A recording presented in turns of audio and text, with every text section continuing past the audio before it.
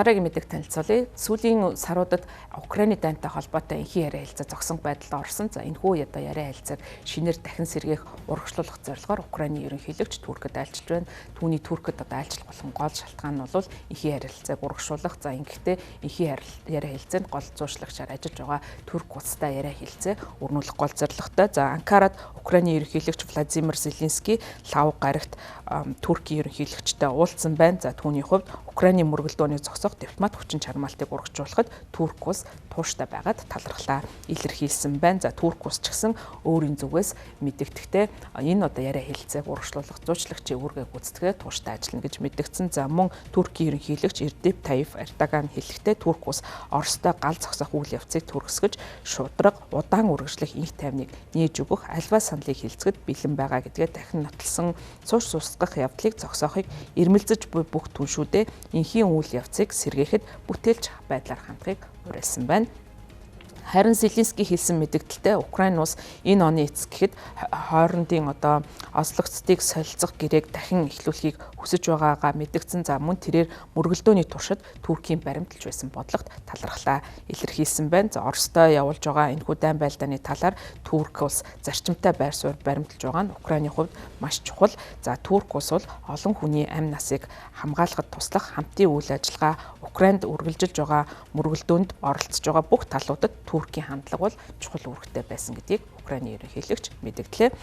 Турк улс энэ жил Украин болон Оросын холбооны улсын хооронд хэд хэдэн удаагийн доод түвшний яриа хэлцээг зохион байгуулсан. Орос Украины хувьд 2025 оны 7 дугаар сарын 23-ны өдөр Стамбулд энхий яриа хэлцээний 3 дахь үе шатаа одоо яриа хэлцээг явуулсан. За энэ үеэр харилцсан одоо ослогдсон хүмүүсээ солилцохоор тохиролцсон гэсэн ч мөргөлдөөнийг зогсоох талаар ямар нэгэн дөрвтэй алхам одоогийн байдлаар хийгдээгүй байна. За Украины ерөнхийлөгч Зеленскийгийн хувьд Туркид айлчсныхаа дараа Украин улс руугаа буцаж ирэн. За тэрээр бол Киевд Америкийн нэгдсэн улсын өндөр албан тушаалтнуудтай уулзгаар төлөвлөж байна. Америкийн нэгдсэн улсын армийн тэргүүн Дэн Тересколийн ахалсан баг пүрэв гарагт Киевд одоо ерөнхийлөгчтэй уулзгаар төлөвлөж байгаа. За Тересколийн хувьд Америкийн нэгдсэн улсын армийн штабын дарга генерал Рэнди Жорж, Америкийн армийн Европын командлагч генерал Крис Донохью, армийн ахлах хуршууч Майкл Файмер нарын хамт Киевд ирээд байгаа юм байна. За Тересколийн генерал Жорж нар бол Америкийн нэгдсэн улсын ерөнхийлөгч Дональд Трамп 1-р сард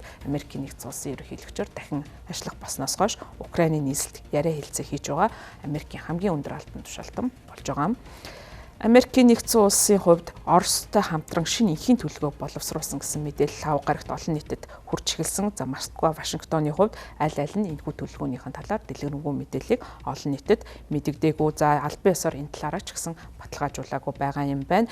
Axios, Financial Times болон Reuters агентлагууд энэ асуудлаар олон албан тушаалтнуудаас бол уулзаж иш татаж мэдээлсэн байна. За ингэхдээ тус төлөвлөгөөнд Украин улс томоохон буултуудыг хийхээр болж байгаа юм байна. За Украины өгч байгаа зүйлүүдийн хувьд газар нутаг зэвсгээсээ татгалзах, за мөн Украины зэвсэг түвшний тог мэдэгдэхүйс бууруулах байдлаар төлөвлөгөөнд тусгасан байгаа юм байна. За Трампын тусгай айлч Стив Витков, Оросын холбооны улсын ерөнхийлөгч Путиний одоо тусгай айлч Кирилл Димитров нар 28 зүйл бүхий энхийн төлөвлөгөөг боловсруулсан. За үүндээ бол оролцож талууд тохиролцоонд хүрсэн байх магадaltaй гэсэн мэдээллийг дэлхийн хэвлэлүүдээс өгч байгаа юм.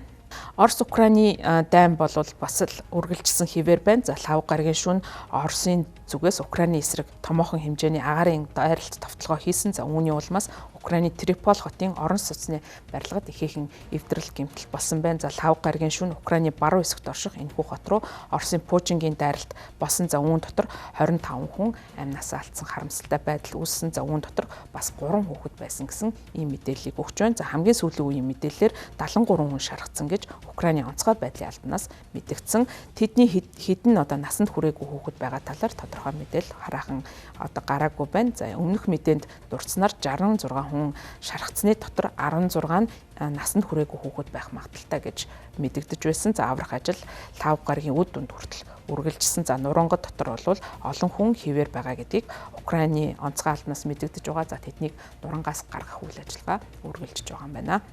За энэхүү одоо дайн байлдааны үйл ажиллагаа үргэлжлсэн хിവэр байгаа. За яриа хэлцээг бүрнүүлэхээр ялангуяа Америкийн нэгдсэн улсын зүгээс зуучлагчийн, зуучлалын дипломат ажиллагаа явуулахыг зорж байгаа. За Трампын хувьд бол энэхүү үйл ажиллагааг гардан гол манлайллыг үзүүлэхийг зорж байгаа. За түүний хувьд ерөнхийлөгчөөр сонгогдохын өмнө мэдэгдэхдээ Украины дайныг ерөнхийлөгч болмогцоо эхний өдрөө зогсоох ийм амлалтыг өгсөн. За харамсалтай нь энэ амлалтанд хүрэх боломжгүй байгаа. За үүнтэй холбоотойгоор Америкийн нэгдсэн улсын ерөнхийлөгч, Оросын албаны улсын ерөнхийлөгч Путинд бухимдаж байгаагаа удаа дараа илэрхийлсэн. За Путиний тавьж байгаа одоо шаардлагууд нь бол максималист буюу одоо дээд зэрэгээр Украины одоо асуудал дээр Оросын албаны улсын байр суурийг дээд зэрэгээр хангах ийм байдалтай байгаа. Явдлаас бол ихээхэн бухимдалтай байгаа. За аль болох талууд бол харилцан буулт хийх замаар асуудлыг шийдвэрлэх боломжтой гэж Америкийн тал үзэж байгаа. За мэдээж хэрэг Оросын албаны улс бол 3 жил гаруй хугацаанд үргэлжилж байгаа энэхүү дайн байлдаанаас аль болох их хэмжээний газар нутгийг салгах, за мөн Украиныг